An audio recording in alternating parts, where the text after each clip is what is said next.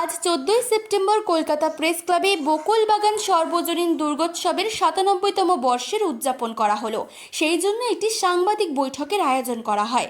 বকুল বাগান সর্বজনীন দুর্গোৎসব কমিটির প্রেসিডেন্ট শ্রীমতী দেবযানী মুখার্জি, সৃজনে অদিতি, সহযোগিতায় সঞ্জীব ঘোষ, আবহ সঙ্গীতে অর্পণ ঠাকুর চক্রবর্তী এবং প্রতিমা হেলি গোস্বামীর সহযোগিতায় এই বছরের পুজোর ভাবনা মশাল। শুধু আমার এই সাবজেক্টটাকে তারা পছন্দ করার জন্য এবং এই পছন্দ করে এই একটা তার এখানে কলকাতার বুকে সবচেয়ে বেশি এই রিসার্চ সেটার একটা বিশাল পাওনা এবং কলকাতা মানে সংগ্রহালয়ের উপরে যে পুজোটা এতদিন ধরে আমরা জেনে আসছি মধুবাণী যত ট্রাইবাল আর্ট ফর্ম যত ফোক আর্ট আমরা ইন্ডিয়াতে সকলেই জানি, তার মধ্যে এই একটা মাসাল চিত্রকলা অপরিচিত ছিল এতদিন, সেটা এই পুজোর মধ্যে দিয়েও আমার মনে হয় এটা অনেক বড় আকারে এটা একটা প্রসার এবং প্রচার হবে। কিছুই থাকবে না, সবই সরে সরে যাবে। সেই সত্যটা চির সত্যটা যেটা আমরা জীবনে চলতে চলতে সবসময় ভুলে থাকি, সেইটা আমার রিমাইন্ডার দিয়ে দেয় এবং তখন আমরা আরো আমাদের জীবনকে সমৃদ্ধ করার চেষ্টা করি। সেই জন্য এই যে রিমাইন্ডারটা চলে আসছে, সেই জন্য শ্মশান শুভ। সুতরাং শ্মশানের কিন্তু একটা শুভ দিকও আছে, যদিও মাসান বলতে শ্মশান শুধু বোঝায় না, কিন্তু নামটুকুই মাসান। এবার কি বোঝায় সেটার জন্য আমি মধুসূদনবাবুকে রিকোয়েস্ট করবো। সরলতা চোখে মুখের মধ্যে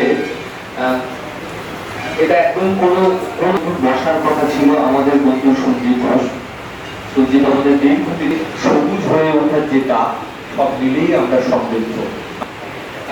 এই প্রথম বাগান সম্পর্কে বলতে গেলে আমার এটি কারণের কথা মনে পড়ে, অচিন্ত্য কুমার সেনগুপ্তর কথা মনে পড়ে। এই ক্লাবে তার ঐতিহাসিক যে ভূমিকা সেটাকে অস্বীকার করা যায় না। তার জন্য যেহেতু এই ক্লাবের একটা ঐতিহ্যের পরম্পরা আছে, তার জন্য এই ক্লাবে যেসব মানব এবং মানবী এই উৎসবে যুক্ত থাকেন, তারাও কিন্তু তাদের মননের দিক থেকে সেরা।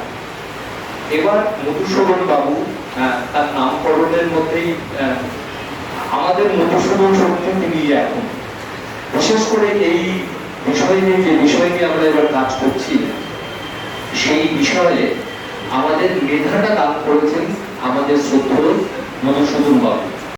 আমাদের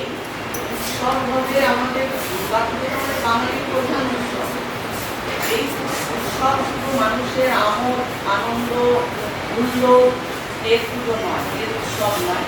আমরা মূলত চেষ্টা করেছি এখানে কাশ্মীরের ফুচকাওয়ালা তারাও এই উৎসবে আনন্দ করবে।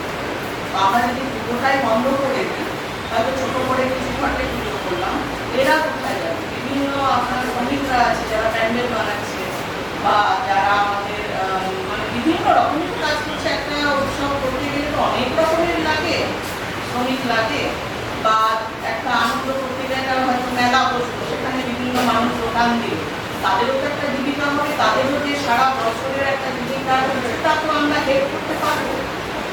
এই মানে এই অবস্থার পরিপ্রেক্ষিতে আমাদেরও যে খুব একটা আনন্দ নিয়ে আমরা এই উৎসব পালন করতে পারবো, করতে তো হবেই পুজো, আর তার সঙ্গে আনুষঙ্গিকভাবে সমস্ত সবারই আনন্দ আমোদ তৈরি আছে। হ্যাঁ, যে অরিজিনাল আর্ট ফর্ম যেটা এক্ষুনি মধুসূদনরা দেখালো, সেই ফর্মের অরিজিনাল কাজ আমরা মাসান শিল্পী দিয়ে করাচ্ছি। কিন্তু ইনস্টলেশনের মধ্যে মাসাল ফর্মে কিছু লার্জার দ্যান লাইফ বা নর্মাল লাইফ থেকে কিছু অন্যরকম প্রেজেন্টেশন অবশ্যই অন্য শিল্পীরা করছে, কিন্তু আমরা এখানে মাসান যারা বানায় তাদেরকেও নিয়ে আসার কথা, প্রোগ্রাম সব চলেছে। এবং আমাদের যখন তাদের এখানে এসে কাজ যাতে দেখাতে পারে, সেই ডিসপ্লেরও একটা অপরচুনিটি আমরা রাখছি। আর একটি বিষয়, রাজবংশী ফ্যামিলিরই একজন আছে যারা ওই পুজোটাকে খুব ভালোভাবে, মিঠুন রাজবংশী আছে যারা ওই অ্যাম্বিয়েন্সটাকে, আমি ওর কাছ থেকে গল্প শুনেছিলাম এই কাজটা করার আগে, আগের বছর, তাই না? তো ভীষণ ইন্টারেস্টিং। ওদের বিশ্বাস, মানে আমাদের কাছে যেটা আর্ট, ওদের কাছে সেটা বিশ্বাস। সেটা তাদের আমাদের প্রত্যেক দিন পুজো দেওয়ার মধ্যে যে আমাদের বিশ্বাস থাকে, ওদের সেই মাসান দেবতার সেই বিশ্বাস, এবং বিশ্বাসে কিন্তু ওদের ওই ফর্মটা মানে আমাদের কাছে ইন্টারেস্টিং। শিল্পকে বাঁচিয়ে রাখা এরকম অনেক আর্ট ফর্ম আছে যেটা প্রায় অবলুপ্ত। তো আমাদের চেষ্টাটা সেটাই থাকবে যে এই অবলুপ্ত প্রায় একটা শিল্পকে আমাদের সবার মাঝে ফুটিয়ে তোলা এবং অবশ্যই নেগেটিভিটিকে দূর করা। কারণ এখনকার যে পরিস্থিতি চলছে তার সঙ্গে আমার যা মনে হয় এটা খুব সমসাময়িক একটি কাজ যেটা সমস্ত নেগেটিভিটি দূর করবে। কলকাতা প্রেস ক্লাব থেকে শুভ ঘোষের রিপোর্ট, চেতনা বার্তা, জেগে থাকে, জাগিয়ে রাখে।